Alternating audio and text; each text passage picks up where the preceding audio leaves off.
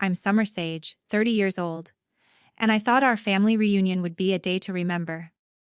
I poured my heart into planning it, covering every cost to honor my grandparents. But my brother stood up, venom in his voice, accusing me of betraying the family. Then my parents' words cut deeper. This family would have been better off without you. The room froze. My chest tightened. I'd given them everything: money, time, loyalty. Yet they turned on me. Then my grandmother rose, her voice sharp, revealing a truth that shattered everyone. What she said changed it all, exposing lies I never saw coming. I looked them in the eyes and said, "No." That moment defined me. What did she reveal? Why did I walk away? Stay tuned to uncover the betrayal that tore us apart. Has family ever turned on you? Drop your story in the comments. Hit like and subscribe for raw, real-life drama. Growing up in a Springfield suburb, I always carried the weight of being the eldest. As Summer Sage, I was 8 years older than my brother Jared Scott, and that gap shaped our lives. From the time he was 10, I helped him with math homework, untangling fractions while he fidgeted annoyed. When he got his first car at 16, I paid $300 for a new alternator, after he left it dead in a parking lot. Being the big sister meant fixing his messes. Even when he rolled his eyes and called me bossy, I thought it was just sibling rivalry. But the resentment ran deeper than I realized. Mom Phyllis Scott and Dad Martin Scott never saw Jared's faults. To them, he was the sensitive one, the golden child who needed coddling. When I graduated high school with honors, Mom barely glanced at my certificate, too busy praising Jared's mediocre soccer game. Dad, who worked long hours in transportation, would pat Jared's shoulder, saying, "You've got potential, kid." While my straight A report cards gathered dust. Their favoritism stung, but I swallowed it, believing family came first. I worked part-time jobs through college, scraping by to help with household bills, while Jared got new sneakers and gaming consoles without lifting a finger. Grandma Eleanor Scott and Grandpa Harold Scott, who lived just a mile away, were my refuge. They'd invite me over for lemonade and chess, their small house filled with warmth.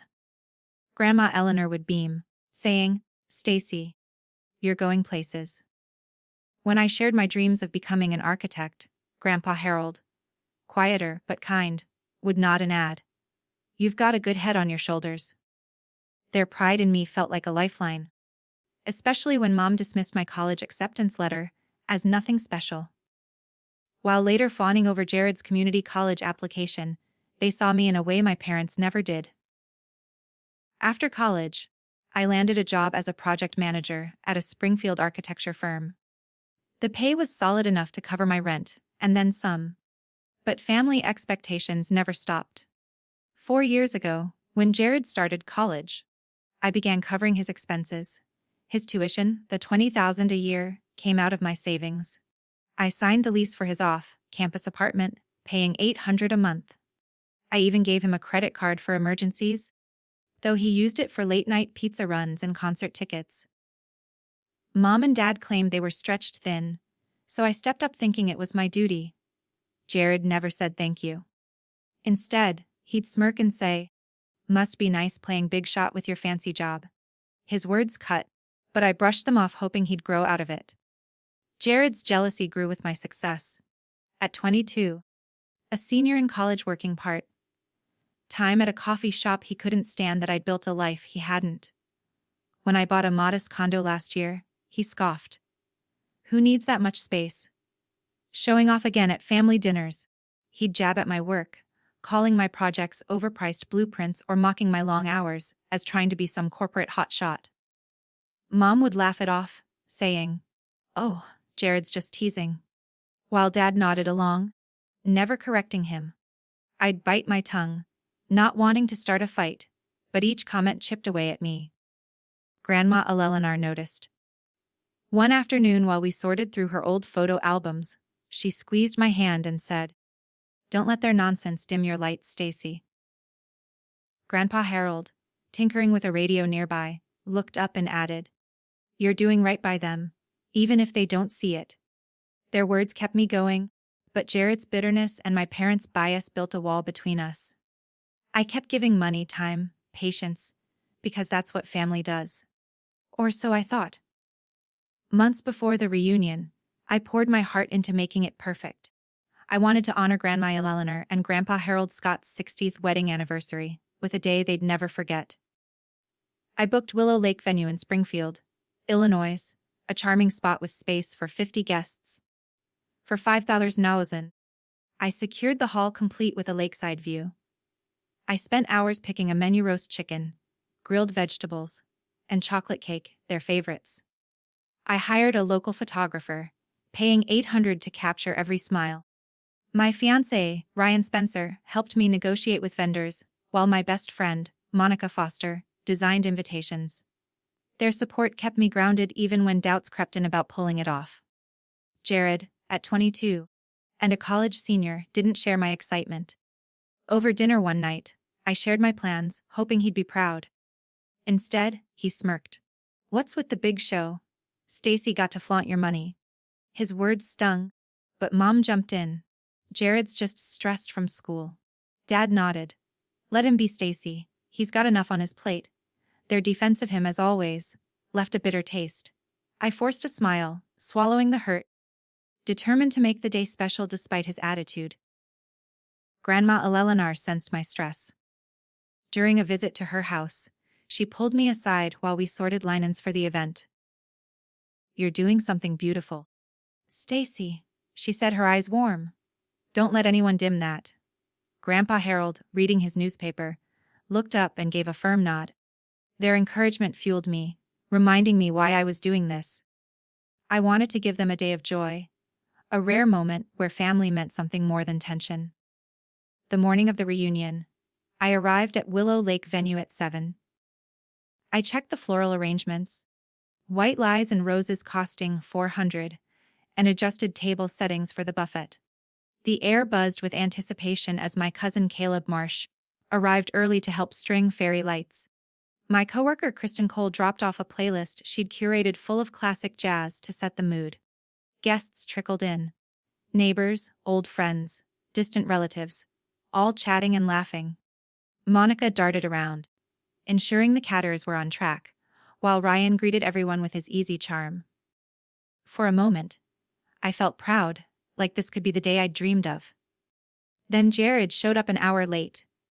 His hoodie was wrinkled, his eyes half closed like he'd just rolled out of bed. "Nice flowers?" he muttered, eyeing the lies. "What? You trying to be some event planner?" Now I ignored him, focusing on the guests, but he wasn't done. At the buffet, he poked at the chicken and scoffed. "This looks like it came from a gas station." A few heads turned and the chatter dipped. My stomach nodded, but I kept moving, checking the dessert table to avoid a scene. Monica pulled Jared aside, her voice low but firm. "Ease up, okay? Stacy worked hard for this." He shrugged, grabbing a soda. Caleb always. The peacemaker tried lightening the mood, joking about the music. "Come on, Jared. Dance with us later," he said, grinning. Jared just rolled his eyes. I caught his glance, cold and sharp, and a chill ran through me. His comments weren't just teasing. They felt deliberate, like he wanted to ruin this. I pushed the thought away, telling myself I was overreacting. After all, this was for Grandma Eleanor and Grandpa Harold, not him. By noon, the venue was full, laughter echoing as guests shared stories. Kristen handed me a coffee, whispering, "You've outdone yourself, Stacy." I smiled, but Jared's presence lingered like a shadow. His late arrival and snide remarks had already soared the mood for me. I glanced at Grandma Eleanor, who was chatting with a neighbor, her face glowing. I wanted to protect that joy, but something told me Jared wasn't here to celebrate. His attitude was a warning, one I couldn't shake as the day wore on. As the afternoon unfolded, I never expected my own brother to turn on me. The reunion at Willow Lake Venue was in full swing, with guests laughing over plates of roast chicken and clinking glasses. I stood near the dessert table, catching my breath after hours of hosting, when Jared at 22 pushed back his chair with a screech. Every head turned. He stood, his face twisted with a smirk I knew too well. Let's talk about Stacy, he said, his voice loud enough to cut through the chatter. Always showing off her big job, her perfect life, like she's better than us. When's the last time you even cared about this family? His words landed like a punch, accusing me of abandoning them. I froze my hands, gripping the edge of a tablecloth. Before I could respond, Mom joined in. Jared's right, she said, her tone sharp. You're always too busy with your career to bother with us. Dad leaned forward, his eyes cold. This family would have been better off without you, he said. The room went dead silent. Guests stared, forks suspended as the weight of their words crushed me. My chest tightened, a mix of shock and betrayal flooding through me. I'd poured my heart into this day, paid for every detail. And now my own family was tearing me down in front of everyone. Jared wasn't done. He paced, gesturing wildly. You think you're some hero throwing money around? But you've left us behind, he spat. This whole party is just you flaunting your success. His accusations twisted the truth, painting me as selfish when I'd given so much. I wanted to shout back to list every sacrifice, every dollar, every hour. But my throat closed up. I glanced at the guests, their faces a blur of shock and discomfort. Monica, my best friend, clenched her fists, ready to jump in, but I shook my head slightly, signaling her to stay put. I needed to handle this myself, but my mind raced, struggling to stay calm under their attack. Mom piled on, her voice, rising. You've always acted like you're above us, Stacy. Jared's just saying what we all feel. Dad nodded, his jaw set. You've got your fancy condo, your big job. But where's that gotten us? Their words stung worse than Jared's cutting into years of loyalty I'd shown them. I felt my face burn, my hands trembling as I fought to keep my composure. The room felt smaller, the air thick with tension. Caleb shifted uncomfortably in his seat while Kristen, my coworker, whispered something to a guest, her eyes wide. I wanted to disappear, but I stood there rooted, trying to process the public humiliation. Through the haze, I noticed Grandma Eleanor. She sat at the head table, her hands folded tightly, her face unreadable, but her eyes sharp. She'd watched the whole scene unfold, her silence heavy with intent. As Jared ranted, she leaned forward slightly, her chair creaking. I caught her gaze steady and piercing, and knew she was about to act. My heart pounded harder, not just from the pain of my family's words, but from the sense that something bigger was coming. Grandma Eleanor wasn't one to sit idly by. She'd seen enough. Then Grandma Eleanor stood up, her voice steady but firm. The room already silent from Jared's outburst, and my parents' cruel words seemed to hold its breath. Grandma Eleanor at 80 commanded attention, without raising her tone. Enough, she said, her eyes sweeping across the guests at Willow Lake venue. It's time you all knew the truth. Phyllis and Martin, my own son, took 30,000 from me and Harold's savings. They said it was for Jared's tuition and expenses, while telling Stacy we were struggling, forcing her to pay for him. Gasps rippled through the crowd. I felt my knees weak and my mind reeling. All those years, I'd used my savings to pay for Jared's college. 20,000 a year, because Mom and Dad claimed they couldn't afford it. I'd signed his apartment lease, covered his credit card, believing I was helping a family in need. Now, Grandma Eleanor's words exposed their lie.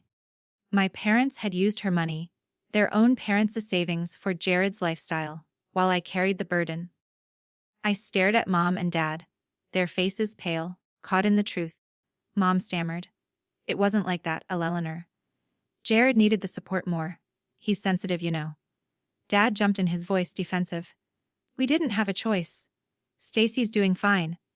Jared's still finding his way. Their excuses rang hollow, each word twisting the knife deeper. The guests shifted uncomfortably, some whispering, others staring in disbelief. Caleb clenched his jaw while Kristen shook her head, her eyes wide with shock. The air crackled with the weight of their betrayal. Grandma Eleanor didn't flinch. You lied to Stacy. Made her think we were broke, while you spent our money on Jared's whims. Concert tickets, new clothes, you name it, she said, her gaze locking on to Mom and Dad. She gave everything and you let her. Her words hit me like a wave washing away years of guilt I'd carried for not doing enough. I felt Ryan's hand on my shoulder, steady and warm. Monica, standing nearby, gave me a fierce nod, her eyes saying she had my back. Their support anchored me as the truth sank in. I looked at Jared, his smirk gone, his face flushed with anger. Then I turned to Mom and Dad, their excuses still hanging in the air. Something inside me snapped. No, I said, my voice clear despite the tremor in my chest. I'm done carrying this family. No more. The words felt like a release, a line drawn after years of sacrifice. I wasn't just refusing their demands. I was reclaiming my worth. Jared's eyes narrowed, but I held his gaze unyielding. Mom opened her mouth to protest, but I shook my head, silencing her. The room remained still, the weight of Grandma Eleanor's revelation lingering. Caleb leaned toward Kristen, whispering something, his expression hard. A neighbor coughed, breaking the silence, but no one dared speak. The unfairness of it all. My parents' lies, Jared's entitlement. My years of giving burned in my chest, but it also set me free. For the first time, I saw clearly I didn't owe them my life. Ryan squeezed my hand, his quiet strength fueling my resolve. Monica stepped closer, her presence a shield against the chaos. Grandma Eleanor sat down, her point made, but her eyes stayed on me, filled with pride. I felt lighter. Like a weight I'd carried for years had lifted. I wasn't the selfish daughter they'd painted me as. I'd given too much and they'd taken without gratitude. Now I was done letting them define me. My decision was firm. I'd protect my value no matter what came next. Their betrayal had broken something, but it also gave me the strength to walk away. The next morning, I sat at my kitchen table, ready to take back my life. The sting of yesterday's betrayal still burned, but Grandma Eleanor's words had given me clarity. I was done being the family's ATM. I picked up my phone and dialed the university's financial office. I am Summer Sage, I said, my voice steady. I'm withdrawing my sponsorship for Jared Scott's tuition. The clerk confirmed the change, noting his final semester would need another funding source. Next, I called the property management company for Jared's apartment. I'd been paying $800 a month for his lease and my guarantor agreement. I instructed, feeling a weight lift. Finally, I contacted my bank to cancel the credit card I'd given Jared. No more late-night pizza runs or concert tickets on my dime. By noon, my phone buzzed with Jared's name. I braced myself and answered. You're cutting me off, he shouted, his voice thick with anger. You're so selfish, Stacy. Always acting like you're better than me. His words echoed his accusations from the reunion. But this time, I didn't flinch. I'm done, Jared, I said calmly, refusing to let him drag me into a fight. You'll figure it out, he sputtered, calling me heartless. But I hung up, my pulse steady. For years, I'd let his entitlement guilt me into giving more. Not anymore. An hour later, Mom called. How could you do this to Jared? She demanded, her tone sharp. He's your brother, Stacy. He needs you. Dad got on the line, his voice gruff. You're abandoning this family when we're struggling. You owe us. Their words were a familiar script defending Jared while dismissing me. I took a deep breath, the memory of their lies at the reunion fueling my resolve.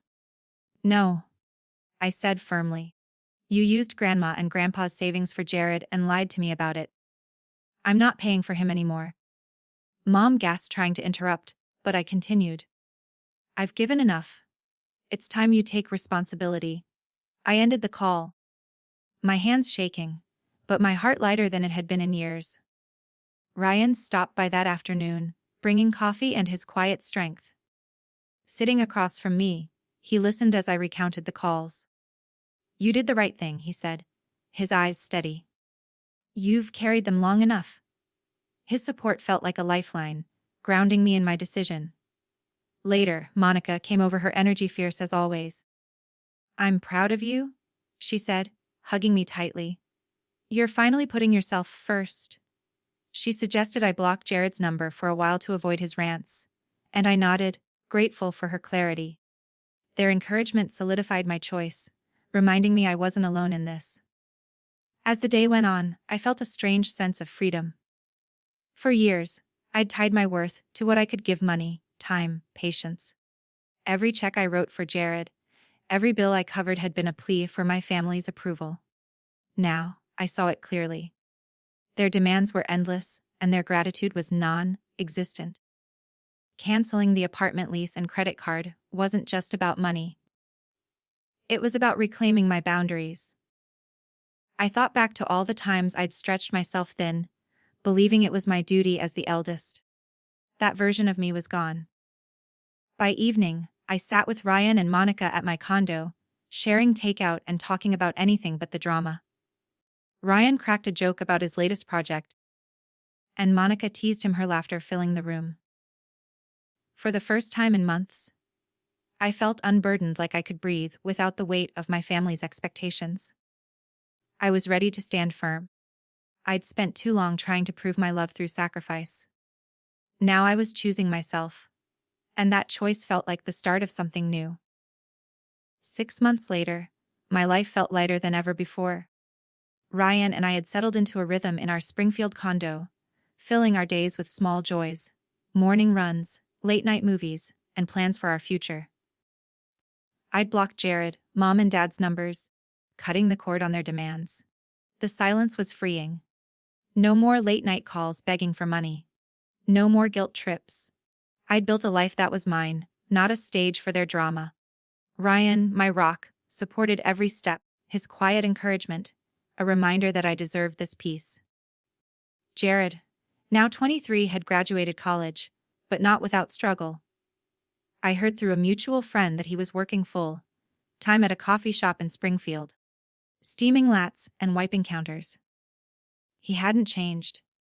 The friend said he still complained, blaming me for his hardships, claiming I'd abandoned him by cutting off his tuition and apartment. His bitterness didn't surprise me. Jared had always leaned on entitlement, expecting handouts while offering nothing but resentment. His job was a start, but it was his consequence. Without my support, he had to face reality. Mom and Dad hadn't changed either. They'd sent a few voicemails early on defending Jared, insisting I'd ruined his future. "He's trying so hard," Mom said in one message, her voice sharp. "Why can't you help?" Dad's message echoed her, accusing me of turning my back on family. I deleted them without replying. Their words no longer had power over me. Instead, I thought of Grandma Eleanor and Grandpa Harold. Their love and strength, a guiding light. I visited them often, bringing flowers, or just sitting in their cozy living room listening to their stories. Their pride in me was enough. Looking back, I saw the lesson clearly. Family isn't a blank check. For years, I'd let Jared, Mom, and Dad define my worth, tying it to what I could give. I'd paid for Jared's college, his rent, his lifestyle, believing it was my duty. But duty doesn't mean sacrifice without respect. Setting boundaries wasn't selfish. It was survival. By stepping away, I protected my value, my peace, and my future. I wasn't cutting them off to hurt them. I was choosing not to let their chaos consume me. That choice gave me strength I didn't know I had. The reunion at Willow Lake venue, though painful, was a turning point. It exposed the truth, not just their lies about money, but the deeper truth about who they were. Jared's accusations, Mom and Dad's betrayal, and Grandma Eleanor's courage showed me the cost of staying silent. I'd spent too long trying to fix a family that didn't want fixing. Now I focused on what I could control. My life, my happiness, my relationships with those who valued me, like Ryan, Monica, and my grandparents. To anyone listening, I want to share this. You don't have to carry someone else's weight to prove your love. If your family demands more than they give, if they guilt you into sacrificing your peace, it's okay to say no. Setting boundaries doesn't make you less loving. It makes you whole. I learned that the hard way through years of giving until I was empty. Now I'm building a life that reflects my worth, surrounded by people who see it. You deserve that too. Thank you for following my story to the end. It wasn't easy to share, but I'm grateful for every one of you who listened. Your time means the world. If you faced family drama or had to set boundaries, I'd love to hear your experiences. Share them in the comments. Your story might help someone else find their strength. Let's keep this conversation